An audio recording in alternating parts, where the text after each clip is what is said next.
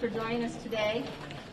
We've got a number of pieces of legislation that we continue to be very concerned about.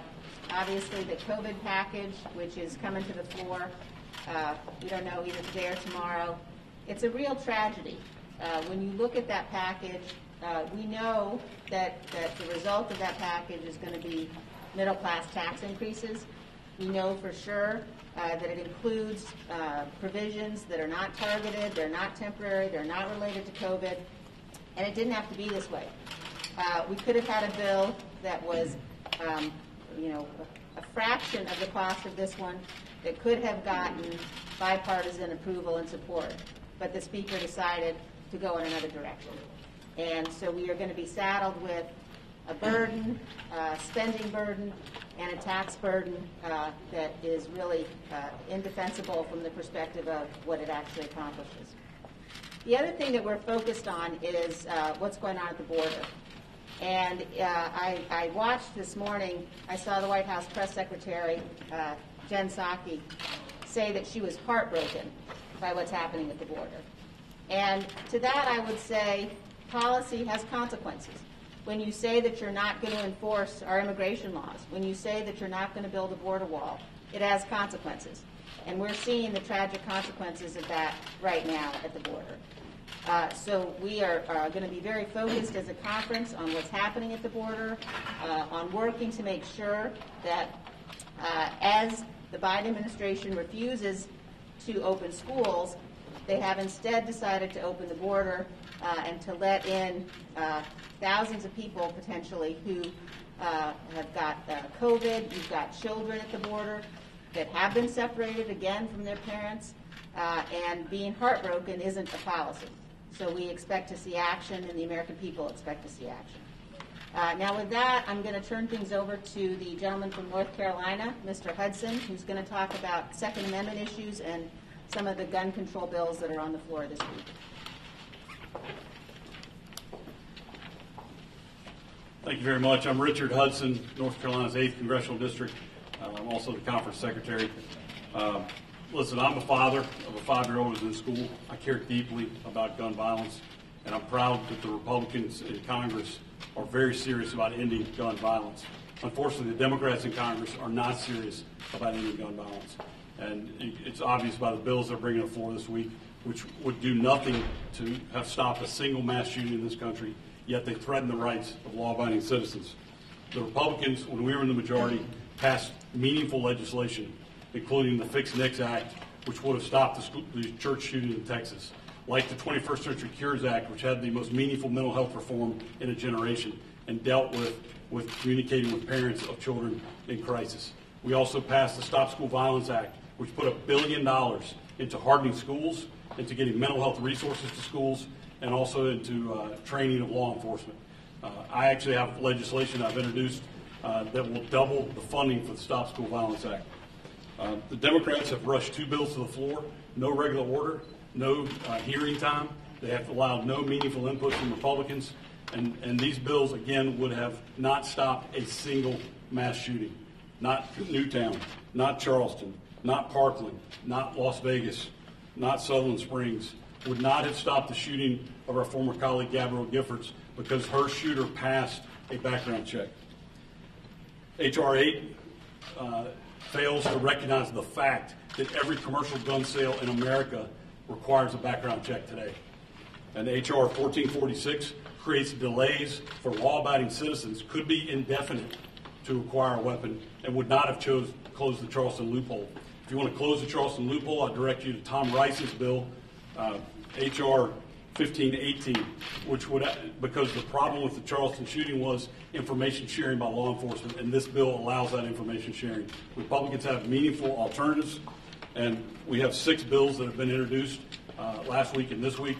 We will be pushing to end gun violence. Our legislation will actually address this problem. The Democrats are concerned about taking away our Second Amendment rights, and the 2 bills this week will simply erode those rights. And so we're urging a no vote. Thank you. Thank you, Richard. Now I'd like to introduce another member, the gentlelady from North Carolina, who's the Republican leader of the Education and Workforce Committee, Ms. Fox. Thank you, Madam Chairman. The Democrats will have you believe that their radical PRO Act protects the right to organize. All it does is protect the $1.6 billion that the labor unions donate to support left-wing organizations.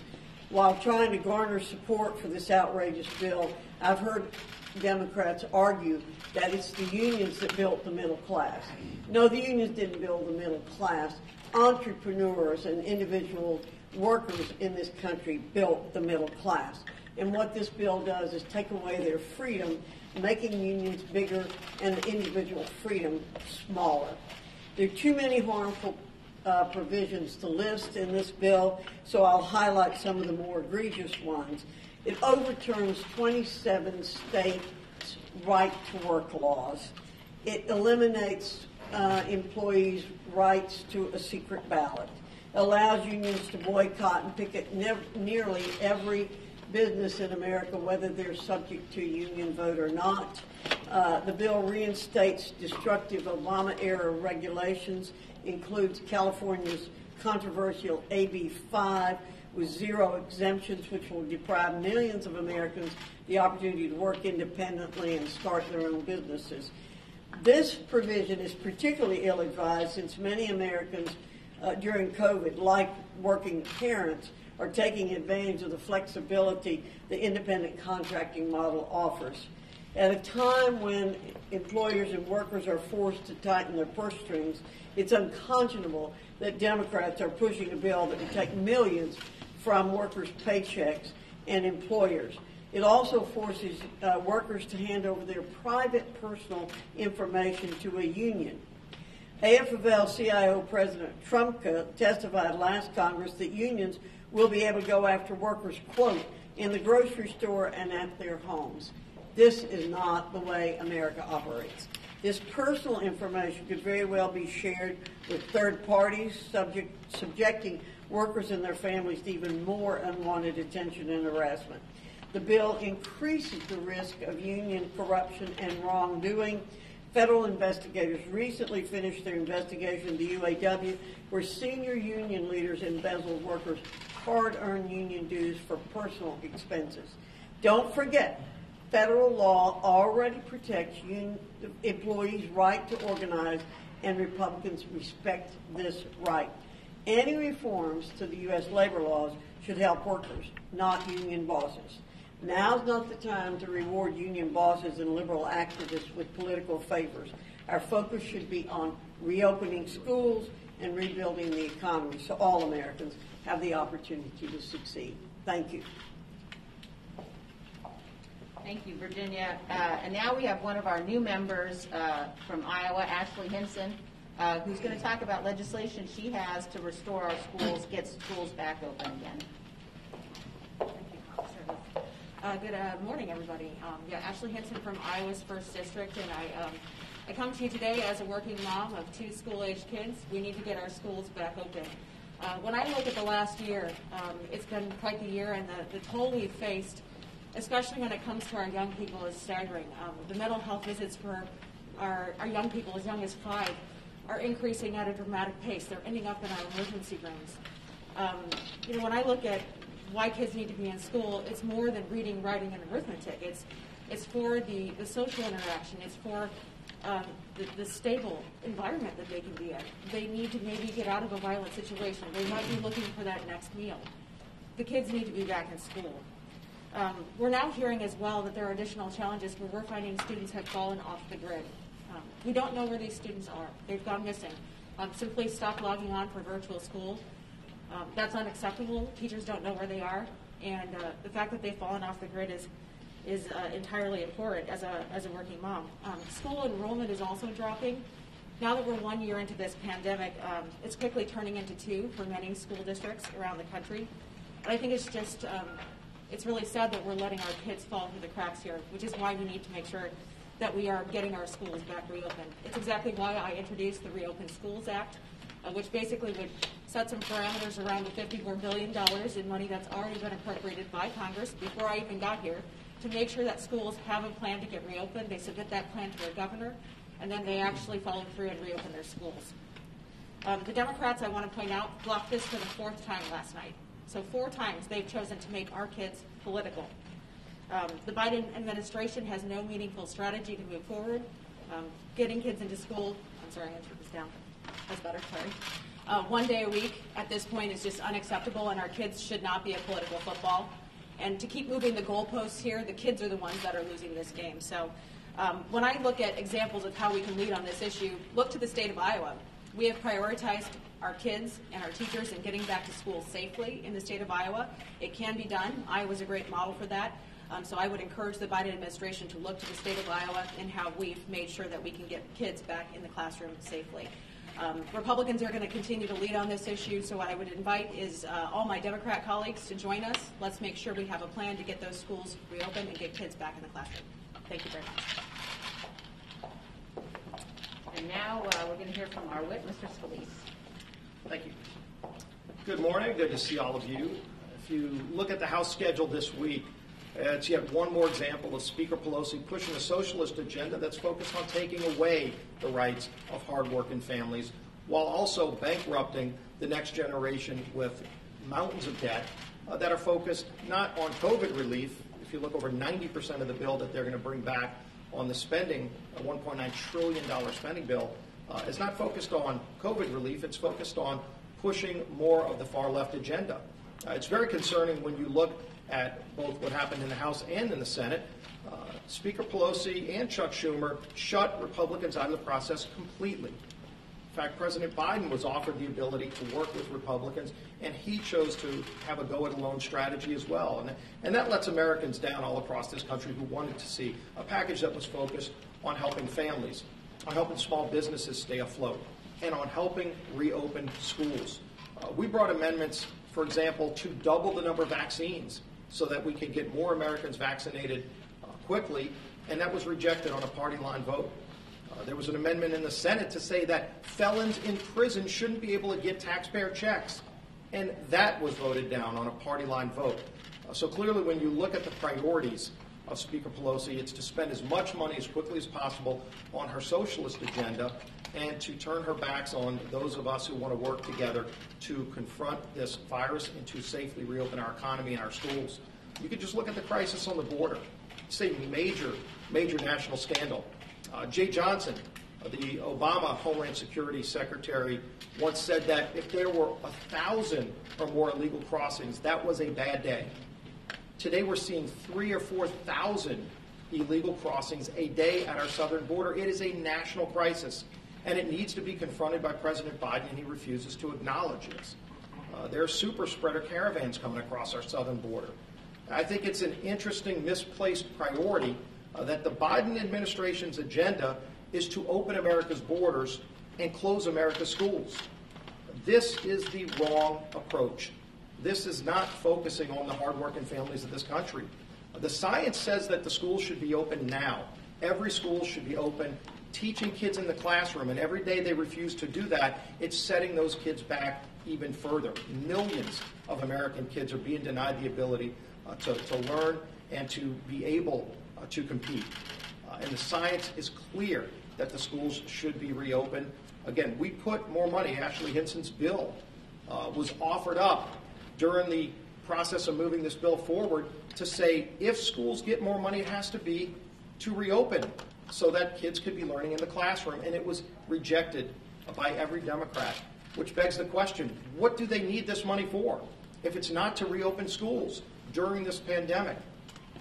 And so, again, we're going to continue to fight for those hardworking families. We're going to continue to fight to reopen schools safely, to follow the science, not the union bosses. When you see a union boss fighting to keep the public schools closed while taking the parents' money, but sending their own kids to private schools, it just shows you they're not even following the science. There's a tremendous amount of hypocrisy and double standard involved in the people that want to take a hard-earned money of these taxpayers across the country while not fighting for them, for their families, for their children.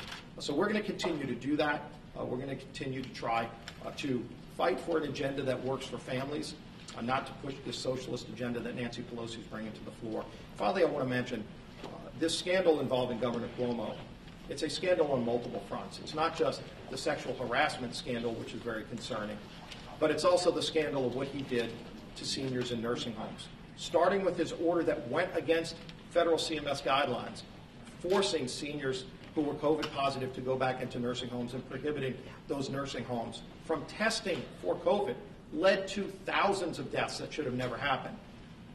The Select Subcommittee on Coronavirus Republicans back in June started asking Governor Cuomo for the data. He refused back then, called us names, seems to have a pattern of bullying, but he never gave those families an answer. We are continuing to fight for those families who deserve an answer. It's recently come out that not only did he potentially obstruct justice in hiding the data, but he may have actually directed his own employees to manipulate the data, to lie about the number of deaths that could have been used to help prevent more deaths. And so I would call on President Biden to rescind his designation of Governor Cuomo as the gold standard for COVID leadership. That's not the gold standard. That is an epic failure that led to the deaths of thousands of people, and Governor Cuomo needs to come clean with the American people, with the people of New York, parents, children who lost their grandparents and their parents, who demand answers, who deserve answers to that data. And we're going to continue fighting for those families. With that, why don't we open up? I have a question for you on the suspension votes last night. Democrats pulled 13 bills from the floor because a number of Republicans were threatening to force roll call votes amid just a broader frustration around how the House is being run in the majority. Do you agree with that strategy? And are you worried about going down this path? Because one of the bills was one that you were a sponsor of. Yeah, look, there's concern about what's happening on the floor, but just look at this week. 10 of the 11 bills being brought to the floor this week did not even go through committee. And you've seen this pattern by Speaker Pelosi, who famously said years ago, you got to pass the bill to find out what's in it. When she rewrote Obamacare in her office after it came out of committee, now she's not even bothering to go through committee with major pieces of legislation. Bills that should have gone to Virginia Fox's committee, for example, where they bypass the committee process so that she herself can write the bill behind closed doors with no public scrutiny, with no public hearings. I think a lot of Americans are very concerned about that kind of closed process where nobody gets to see the bill until she drops it on the floor, never even went through a public process in committees. Republicans and Democrats alike, by the way, work hard to get on committees of jurisdiction so that they can then go and bring their expertise to make a bill better. And Speaker Pelosi's shutting her own members out of that process. Frankly, every Democrat ought to be asked, are they upset that they were not allowed to offer an amendment on a $1.9 trillion spending bill that Speaker Pelosi wrote in her office and literally shut out every amendment? There was not one idea that could have been brought forward. And Democrats were told in the committees not even to bring a single amendment on a $1.9 trillion spending bill. Should bipartisan suspension bills then be held hostage? I don't want to see any hostages. I want to see an open process. I want to see Speaker Pelosi open up the House process to amendments by Republicans and Democrats, to bring in bills through committee again, something as basic as just having public hearings in committee on bills. And I think a lot of people are getting frustrated, including her own members, who don't like this closed Pelosi process. And to follow up to that, who is leading this charge for suspension bills, and what is leadership advising this group that is trying to push for suspension and motions to adjourn, when it comes to how to proceed with the... Yeah, those are individual members. That's not a leadership decision. But as a Republican leadership, we've called on Speaker Pelosi to open up the House process, to not, again, for example, getting rid of the motion to recommit, a process that's been around for decades that Speaker Pelosi shut down just to try to deny the ability for people to bring amendments on the House floor. So we're going to continue to push for that. But is leadership's position to allow these procedures to happen? Or that's not a formal leadership position, but again, leadership has been very vocal on the Republican side that we want an open congressional process. We want bills to go through committee, and we want members' voices to be heard. House Democrats say they're bringing back the earmark process. Do you think this is something Republicans should participate in? And are Republican leaders going to work on guidelines for, changing the rules if so? Yeah, we've heard the Democrats talking about bringing this back on their own. They haven't consulted with us. Clearly, we've had a lot of conversations. We had a meeting last night that was widely attended by the Republican conference, and our members have a lot of different views on this, but one thing I think that's universal is we share a lot of concern about the abuses that happened in the past, and we don't want to see those abuses brought back. So this is going to be a continuing conversation amongst House Republicans. It would have been helpful if Democrats would have talked to us about what they're doing and if there's a better way to do it. So we're going to have that conversation, and it's ongoing. One of the provisions in the Democrats' COVID bill is the creation of this monthly child tax rebate, $300 would go to most families. Do you consider that socialism, and is that something that you could see a conversation happen? You know, there's a lot of Democrats who want to make that permanent, and some Republicans who want to make that permanent. Do you think there's room for a conversation about doing that, or do you think that that is the definition of socialism? I think the question is, what in the bill is COVID related, and what is a broader policy that should be discussed separately? And I think a lot of people have a concern that Speaker Pelosi took advantage of the crisis to fill the bill with primarily things that have nothing to do with COVID that should have been discussed separately.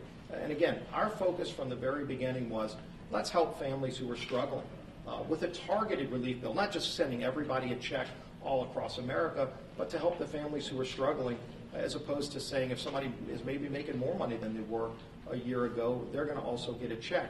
The other thing is there are millions of small businesses that have already closed, and it is devastating to see what some of these governors did to make it harder for small businesses to stay afloat, while there were states like Florida and Texas who kept things open and had different results. It's a shame that in this bill they actually penalized the states who had more success keeping their economies going and helping the healthcare needs of their families, while rewarding states like California and New York, who are the biggest winners in this bill, just giving them billions of dollars. California's going to announce over a $10 billion surplus, yet they're going to get more than $40 billion of money that's borrowed from our children in this bill. So what does any of that have to do with COVID? And I think that's the biggest frustration. This 90% of this bill has nothing to do with COVID. Whether it's a good idea or not needs to be debated independently. Don't take advantage of a crisis to try to ram through a socialist. Are you concerned that Republicans have a hard time rolling that back now that it's going to be in law probably tomorrow, later this week? Well, what we're focused on is helping families and helping businesses and getting schools reopened. We were willing to work with Democrats to double the number of vaccines, and they completely turned us away because they wanted to spend money on a whole lot of things that had nothing to do with COVID, and that's very unfortunate. Well, we appreciate it. We'll take one more. I was wondering if you might be able to weigh in on the former president's cease and desist letter and the kind of role you see him playing in campaigns since he doesn't want these images like this used for fundraising purposes. Yeah, and that was a new policy that he rolled out. Ultimately, President Trump's going to decide what kind of role he wants to play in elections in the future. I know we're focused on winning the House back, and if you look, the NRCC outraised the Democrats, the DCCC, in January, and it shows you people recognize that Speaker Pelosi's socialist agenda is bad for America, and it's way out of touch with the mainstream of this country, and we're going to keep working to get the House back and raise the money it takes to elect more good candidates like Ashley Hinson here, who's already a leader helping fighting to reopen schools. So we're going to continue fighting for hardworking families while they continue to promote a socialist agenda. Thank you. Thank you.